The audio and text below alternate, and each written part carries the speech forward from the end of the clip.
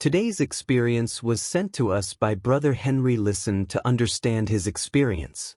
My name is Henry Charles. My whole life camped around fashion, looking good and smelling nice. I never thought much about the things I used, perfumes, makeup, clothes. To me, they were just products, little luxuries to enhance life. But everything changed after the night I had a life-changing experience. That experience opened my eyes to a realm I had ignored for too long, a world beyond the physical, where spirits and forces operate in ways we can't always comprehend. It was late one evening.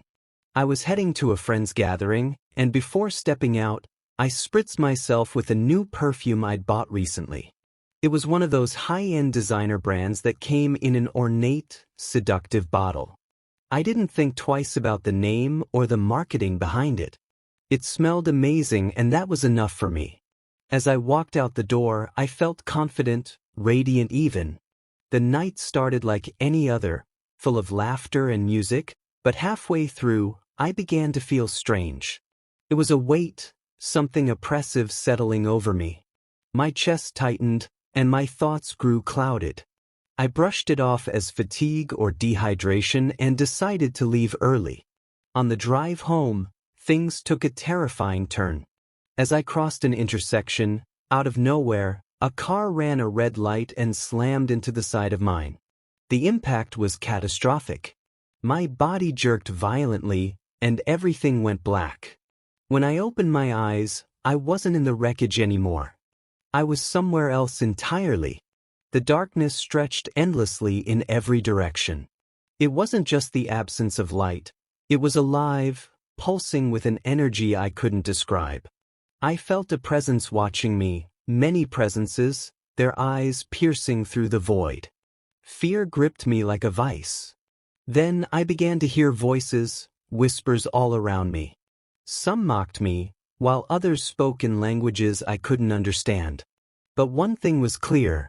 They weren't friendly. They were tormenting me, reminding me of every mistake, every moment of vanity, every time I'd ignored that quiet voice inside telling me to walk a different path. One voice hissed, "You thought you were in control. You thought it was just perfume." Another sneered, "You opened the door, and now it's too late." As I stood frozen in terror, the whispers shifted. They started talking about the things I had used, the choices I had made, and how they had drawn me to this moment. One voice, low and menacing, began listing perfumes I'd never even thought about after buying them. "Do you remember temptation?" a voice growled. "It promised to make you irresistible, to make people notice you, to make you feel powerful. And it worked, didn't it?" I nodded, even though no one could see me. I remembered it well. I'd sprayed it on before an important meeting because I wanted confidence. It had worked. I'd felt bold and unshakable. But the voice continued, and its words cut deep. It didn't just make you confident. It fed your pride. It whispered lies into your mind, telling you that you didn't need anyone, not even God. And the more you wore it, the more your heart hardened. You thought it was just you becoming strong, but we were behind it all along. The voice laughed, and I felt sick to my stomach. It wasn't just about the perfume or confidence. It had made me push people away, made me believe I was better than others, and left me feeling more alone than ever. Another voice chimed in, colder and harsher than the first. "What about obsession? You loved that one, didn't you? You wore it on dates, at parties, even to church." I felt a pang of shame. Obsession had been my favorite for months. Its scent was intoxicating, and it made me feel alluring, like I could make anyone fall for me. But the voice didn't stop there. "It didn't just make you attractive," the voice hissed. "It tied people to you, and you to them, in ways you couldn't see. It created unhealthy bonds, made you crave attention, made you desperate for validation. You thought it was love, but it was nothing more than lust. And those connections? They broke your heart over and over again, until you didn't even believe in real love anymore." The words stabbed at me like knives. I had thought those failed relationships were just bad luck. But now I could see the pattern, and the poison that had seeped into my life. A new voice joined the others, high-pitched and taunting. And don't forget ecstasy. That one promised happiness, didn't it? It promised to make your nights unforgettable, to fill your days with excitement. And oh, how it delivered. I shivered, remembering the times I'd worn it. I'd sprayed it on before parties, hoping for fun and freedom. And I'd had fun, wild, reckless fun. But the voice revealed the truth behind it. It didn't give you joy. It gave you escape. It made you run from your problems instead of facing them. It clouded your mind, made you take risks you never would have taken otherwise. And when the high was gone, it left you empty, depressed, anxious, and yearning for more. Tears streamed down my face.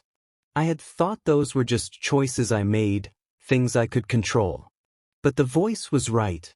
The emptiness had been overwhelming, and I had never understood why. The last voice was deep and menacing, and it sent chills down my spine. But the worst of all was seduction. You knew exactly what that one was for, didn't you? It promised to make you unforgettable, to make people desire you. And it worked. I remembered the bottle vividly, a sleek, black design with a name that practically shouted its purpose. I had worn it on nights out, wanting to feel bold and sexy. But the voice revealed the hidden price I had paid. It didn't just make people look at you. It invited spirits of lust into your life. It opened doors you didn't even know existed. And those spirits didn't just stay with you. They followed everyone who came close to you. They poisoned their minds, too, planting thoughts of jealousy, envy, and greed. And every time you sprayed it, you gave them more power. I fell to my knees, sobbing. I had never thought of a perfume as anything more than a fragrance. But now I saw the damage it had done, not just to me, but to the people around me. As the voices continued to mock me, I became aware of a new presence in the darkness. A figure stepped forward, emerging from the shadows. It was grotesque, its skin pale and scaly, with snakes writhing where its hair should have been. Its eyes were cold, and they seemed to pierce through my soul. It was Medusa, the symbol from one of the perfumes I had worn. The realization hit me like a punch to the chest. This wasn't just a logo or a marketing gimmick. It was a spirit, and I had unknowingly invited it into my life. The creature spoke without moving its lips. You invited me. You sprayed me on your skin. You carried me with you everywhere you went. And now, you belong to us. No, I screamed, but the darkness seemed to close in tighter. The voices grew louder, echoing every mistake I'd made, every bad choice, every time I had ignored the warning signs. I felt hopeless, trapped in the darkness with no way out. But even in the midst of the chaos, a part of me began to pray. I cried out, "What is this place? Why am I here?" But no answer came. Suddenly, in the midst of the chaos, a figure emerged from the shadows. It wasn't human, it was grotesque, with snakes writhing where its hair should have been. Its gaze was cold and unrelenting, and I knew instinctively what it was: Medusa. The symbol from my perfume bottle. The realization hit me like a tidal wave. This wasn't just a brand logo. This wasn't just a product. There was something spiritual, something dark, attached to it, and I had unknowingly welcomed it into my life. The figure spoke without moving its lips. You invited me. You opened the door. And now, you belong to us. No, I screamed, backing away. But there was nowhere to go. The darkness closed in, and the whispers grew louder. Images flashed before my eyes. Moments in my life when I had chosen vanity, lust, or pride over what I knew to be right. Each scene was a dagger to my soul. I saw myself spraying that perfume, buying products with names like Seduction and Lust, and laughing at warnings about spiritual dangers. It all seemed so trivial then. Now it felt like a death sentence. In the midst of my despair, a light appeared. It was faint at first, but it grew brighter and brighter, pushing back the darkness. The whispers turned into screams, and the grotesque figure recoiled, hissing in anger. I felt a hand reach out and pull me toward the light. It was warm, comforting, and filled with a peace I had never known. "You are not lost yet," a voice said. "But you must choose." "Choose what?" I asked, tears streaming down my face. "To let go of the things binding you. To renounce the darkness you have welcomed and walk in the light." At that moment, everything became clear. This wasn't just about a perfume or a brand. It was about the choices I had made, the things I had allowed into my life without questioning their origin or purpose. I had opened doors to spiritual forces I didn't understand, and now I was paying the price. "I choose the light," I whispered, then shouted, "I choose the light." The moment I said those words, the darkness shattered, and I woke up. I was in a hospital bed, surrounded by nurses. They said it was a miracle I was alive. The car was totaled, and they couldn't understand how I had escaped without a single broken bone. But I knew the truth. That experience wasn't just an accident, it was a wake-up call. I threw away every product in my home that felt even remotely tied to what I had seen. Perfumes with names like Seduction, Temptation, Obsession, Ecstasy, and more sex, beauty products tied to lustful imagery, I got rid of all of it. I prayed over my home, asking for protection and guidance.